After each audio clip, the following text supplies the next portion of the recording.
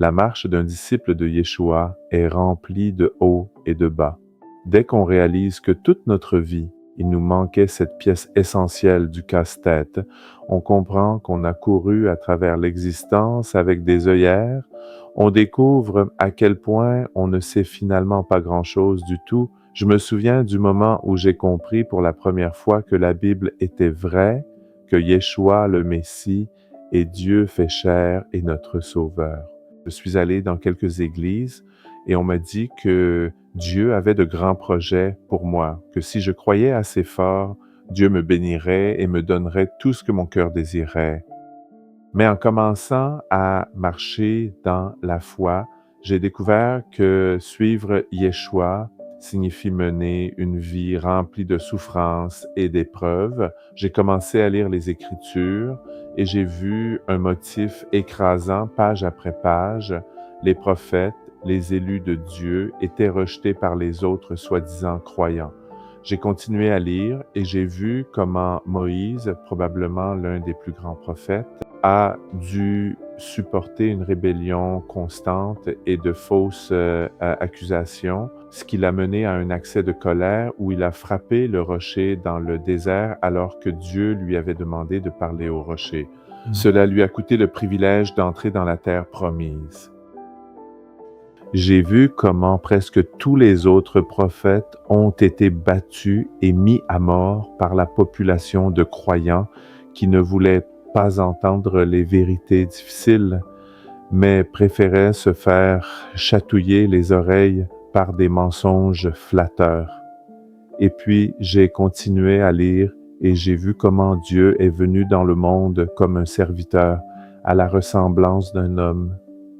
Il a vécu une vie parfaite, n'ayant jamais péché, et il guérissait les malades et délivrait les âmes tourmentées.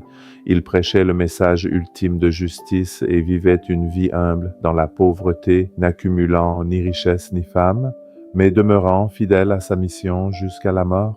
Et les chefs spirituels de l'époque l'ont quand même condamné et ont réclamé sa crucifixion, la mort la plus douloureuse qu'un homme puisse imaginer.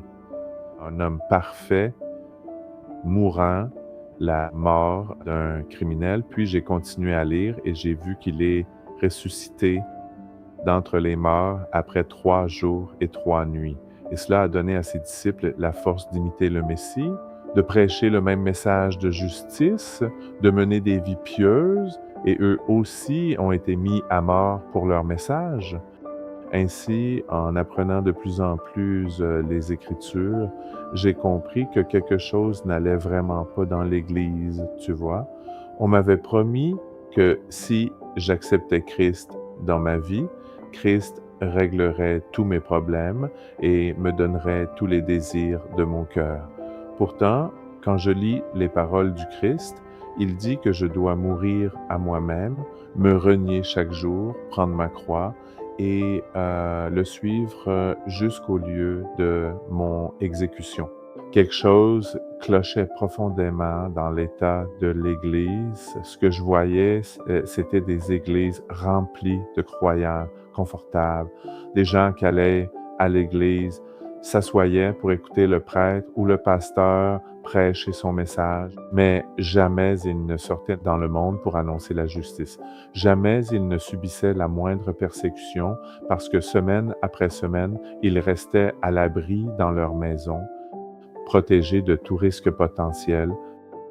J'ai compris qu'on m'avait menti par des pasteurs, des prêtres et d'autres croyants trompés. J'ai réalisé que la plupart de ceux qui se disent chrétiens ne vivent pas réellement comme Christ a vécu et ils n'avaient même pas l'intention d'essayer. J'ai vu que les croyants se donnent souvent plus de grâce que Dieu lui-même. J'ai vu la grâce utilisée comme permis de péché. J'ai vu la foi détournée pour justifier la sorcellerie et les superstitions. J'ai vu le pouvoir utilisé de manière égoïste par des dirigeants. J'ai vu la cupidité conquérir le cœur de ministres. J'ai vu l'orgueil là où l'humilité aurait dû se trouver. J'ai vu la jalousie là où l'amour fraternel aurait dû régner. J'ai vu tout cela, mais ce n'est pas tout. J'ai aussi vu autre chose, même si la majorité ne suivait pas vraiment Christ, j'ai vu certains croyants être réellement transformés par la parole et l'esprit. J'ai vu des croyants abandonner complètement le péché et servir les autres avec humilité. J'ai vu une minorité aimer de manière sacrificielle et ne pas s'offenser facilement. Je les ai vus souffrir à cause des faux disciples de Yeshua, mais rester fidèles sans laisser l'amertume entrer dans leur cœur. Je les ai vus pleurer pour les âmes perdues et brûler d'un désir ardent de montrer le chemin à ceux qui sont égarés. J'ai vu certains qui avaient été toutes les qualités d'un leader refuser de s'élever eux-mêmes pour protéger leur cœur de l'orgueil et pour vivre les Écritures. J'ai vu un reste, un petit groupe de personnes qui craignaient vraiment Yahweh et gardaient ses commandements, même quand c'était difficile. Et alors, j'ai compris ce que signifie réellement suivre Yeshua le Messie. Tu vois, c'est facile de se dire chrétien dans un monde où tout est rapide et facile à obtenir, où aucun mal ne nous atteint sauf celui qu'on s'inflige soi-même. C'est facile de se dire chrétien quand on est confortable et satisfait d'une vie pleine de biens matériels et de commodités, mais être un véritable disciple du Messie, c'est la vie d'un guerrier du crépuscule à l'aube et de l'aube au crépuscule. C'est la vie d'un médecin, quelqu'un qui soigne les blessures des autres et ne lâche pas celui qui souffre tant qu'il n'est pas guéri, même si parfois pour sauver un patient, il faut sortir le scalpel et faire couler un peu de sang. C'est la vie d'un érudit, quelqu'un qui fouille les Écritures et les applique chaque jour. C'est une vie inconfortable, pleine de douleurs, de défis et de difficultés, mais à travers toutes ces montagnes à gravir, on finit par découvrir qu'il y a un aide qui marche avec une bourrasque de vent qui nous pousse dans le dos pour nous aider à monter, un vent chaud de vie qui nous réchauffe au sommet des montagnes glacées, quelqu'un qui nous aide à respirer plus facilement quand on atteint les plus hauts sommets et quand vient le temps de redescendre pour se retrouver au pied d'une autre montagne à gravir, ce vent souffle encore, entre dans notre cœur et nous donne la force de recommencer. Tu vois, à travers la douleur et les souffrances, on sait qu'on n'est pas seul. Et si on vit vraiment la parole, on découvre qu'il y a une véritable puissance en elle. On découvre que les miracles existent encore aujourd'hui. Le problème, c'est que l'ennemi, Satan, veut nous persuader que la puissance s'acquiert par la force et la domination, alors que la vraie puissance s'acquiert par la douceur et l'humilité. Notre exemple ultime, c'est le Messie Yeshua. Et lui, étant Dieu, aurait pu utiliser la force pour détruire Satan, mais il a plutôt choisi de se dépouiller de toute sa gloire et de servir le monde jusqu'à la mort. Et c'est ainsi qu'il a vaincu Satan, par l'humilité et l'abaissement, par l'amour sacrificiel. C'est pourquoi Satan a été pris par surprise et vaincu. Il ne s'attendait pas à ce que Yahweh s'abaisse jusqu'à devenir un simple homme, qu'il prenne sur lui le châtiment que nous méritons tous et qu'il soit écrasé sous le poids des iniquités du monde. Alors ne te décourage pas quand tu vois des chrétiens agir comme le monde.